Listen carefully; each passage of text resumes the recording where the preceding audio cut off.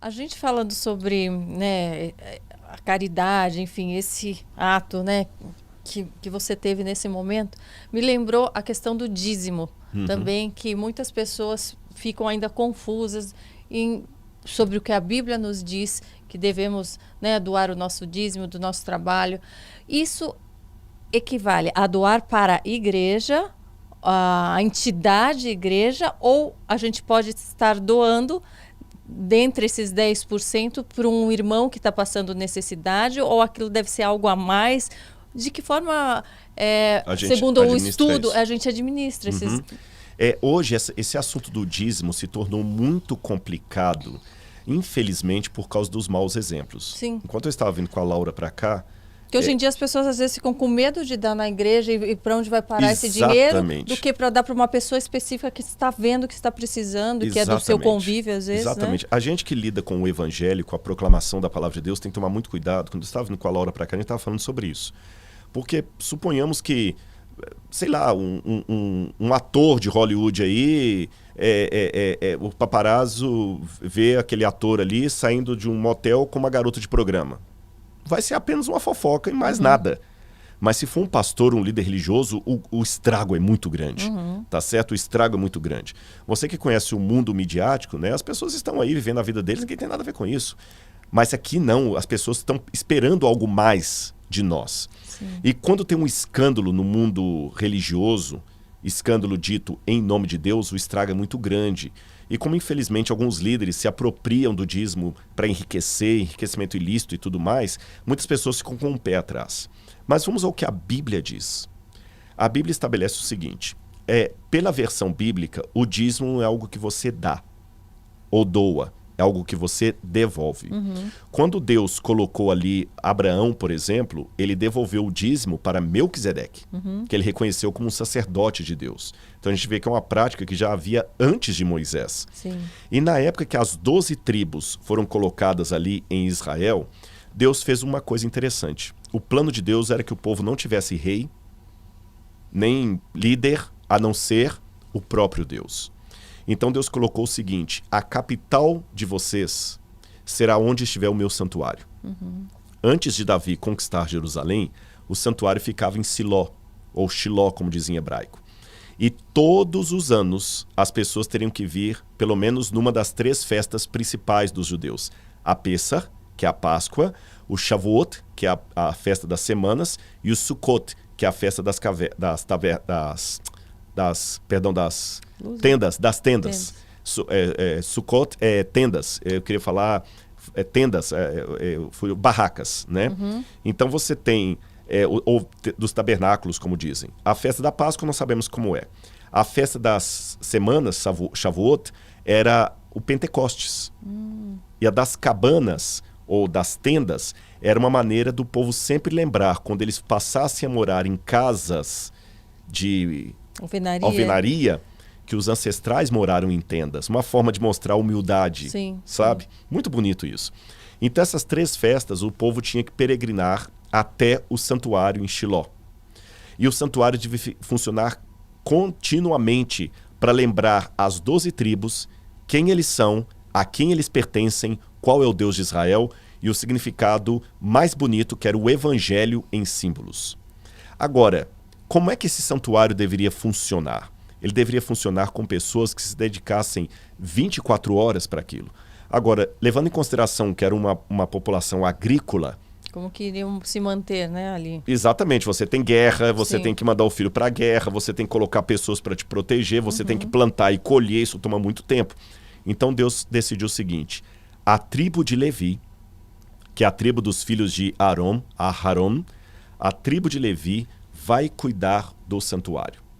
E para que eles tenham tempo para cuidar apenas do santuário, que é muito detalhado, eles não vão plantar nem vão colher.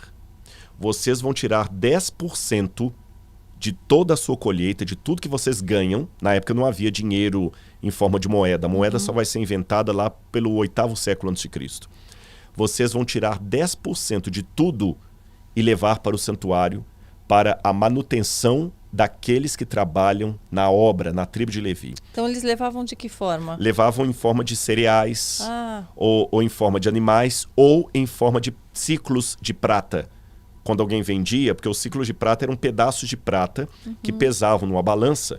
Então é como se eu falasse assim, Karina, eu quero comprar esse tipo óculos. o quilo do ouro. Que Exatamente, a gente já, Quanto que custa esse sofá? Esse sofá aqui custa 300 gramas de prata. Aí eu pego 300 gramas de prata e te dou pedaços de prata. Depois inventaram a moeda. Então as pessoas deveriam levar para manutenção. E os da tribo de Levi, para não se enriquecerem, eram os únicos que não tiveram uma terra para eles. Eles viviam sustentados dos dízimos que os outros davam. Com o passar do tempo, na época de Malaquias, Deus advertiu ao povo: vocês me roubam. E vocês perguntam, em que nós te roubamos? Nos dízimos e nas ofertas. Ele fala, trazei os dízimos à casa do tesouro, para que fique cheia a minha casa. Qual era a casa do tesouro? O templo que eles estavam reconstruindo, o templo. Na época de Jesus, havia o shekel do templo. E Jesus nunca se opôs a isso. Já havia a questão de impostos e tudo? Havia impostos, e o imposto era separado do dízimo. Não fazia parte. Não fazia parte. Aí, quando vem o Novo Testamento, o dízimo continua. Tanto é que o dízimo continua que Paulo fala o seguinte, eu tenho o direito de viver do dízimo. Mas como Paulo tinha um problema ali, que muita gente não aceitava o apostolado de Paulo por causa do passado dele, Paulo falou, olha, para evitar confusão, eu vou ficar trabalhando em tendas, fazendo tendas como eu sempre fiz, mas eu teria o direito de viver do evangelho, viver do dízimo. Quem prega o evangelho tem o direito de viver dele, dizia Paulo. E as igrejas cristãs sempre tiveram o dízimo. Então a função do dízimo é a manutenção da obra de Deus. Então, elencando, qual seria o fator básico para o dízimo? Pagar a líderes, pastores, missionários, ajudar pessoas que estão na janela 1040. O que é a janela 1040? Quando você pega o mapa mundi e faz ali os quadrantes e tudo mais, a janela 1040 equivale justamente àquela porção do planeta Terra onde a maior parte das pessoas não são cristãs, onde é proibido pregar o evangelho. Então as pessoas vão ali e elas podem viver do dízimo. Missionários que são enviados, médicos missionários que deixam a vida profissional de médico aqui para ser um médico em algum país como a Etiópia, por exemplo, ou até no Brasil. Então, veja bem, um médico missionário. Está fazendo a caridade, mas o dinheiro está pagando a ele. E as igrejas também podem pegar esse dinheiro do dízimo que elas recebem e transformar isso numa caridade institucional, por exemplo. Por exemplo, eu posso dar o exemplo da própria igreja adventista. As escolas adventistas, elas não têm o preço da mensalidade que custaria normalmente. Porque uma parte dos gastos de uma escola, do UNASP, por exemplo, onde eu estudo, são subsidiadas pelo dízimo. Por exemplo, os professores de teologia, para que a mensalidade dos alunos fique mais barata. Você está entendendo? Porque na conta não fecha, só com a mensalidade não fecha. Estou falando com conhecimento de causa. Então ajuda. E nesse aspecto, por exemplo, eu, Rodrigo, eu prego em muitas igrejas. Já preguei em Igreja Batista, Assembleia de Deus, Batista do Calvário, Getsemane, Metodista. E muitas vezes os irmãos perguntam assim, quanto que é o seu sermão? Eu não cobro. A única coisa que eu peço para ir pregar lá é a passagem de avião, se for um lugar longe, ou a gasolina do carro, se for um lugar que dá para ir de carro, e um hotel para ficar, para você ter um pouco de privacidade. Mas eu não cobro. Às vezes, ao caso de algum lugar ou outro, alguma igreja dá uma camisa de presente, alguma coisa assim, mas não faz parte de eu sou proibido até pela igreja de cobrar. Mas e daí como que você vive? Como você paga aí que é o as suas interessante. coisas? Como nós temos os dízimos, pelo menos o sistema que eu trabalho é assim. Esse dízimo ele tem uma divisão? Tem uma divisão. Acontece assim. Esse no formato adventista, mas há outros formatos, tá? Sim. O dízimo não fica na igreja local. Então você tem uma igrejinha lá em Bode de Dentro, na cidade de Bode de Dentro. Uma cidadezinha desse tamanhozinho que tem meia dúzia de pessoas, tem uma igreja lá. O dízimo daqueles irmãozinhos simples ali não fica ali. Ele vem para uma associação. Sim. As associações são regionais. Então tem a Associação Mineira Central, a Associação Paulista Leste, Paulista do Sul, etc. Os dízimos vão para essa associação. A associação recebe o dízimo da igreja de Jegue de dentro, da igreja de Bode de fora, e recebe o dízimo também daquela igreja, por exemplo, do Leblon, no Rio de Janeiro, que é uma igreja que tem médicos, tem empresários, tem pessoas com mais condição financeira. Todos esses dízimos vão para lá. E ele é redistribuído para todo o trabalho da igreja de maneira geral, de modo que, eu vou falar aqui não por arrogância, só para o pessoal entender. Eu tenho 2 doutorados, 2 faculdades, um mestrado e um pós-doutorado. Mas o meu salário não é maior do que o salário de um pastor que está trabalhando lá no interior do Tocantins.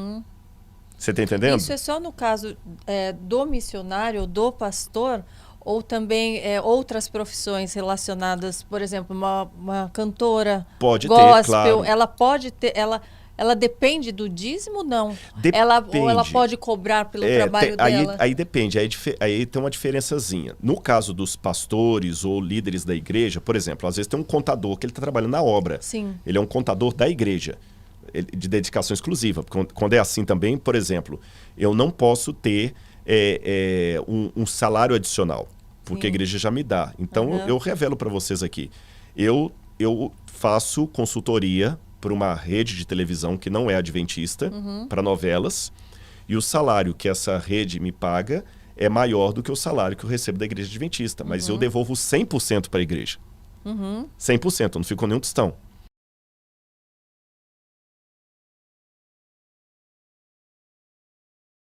Muito legal esse trecho, muito inspirador, mas não perca o episódio completo.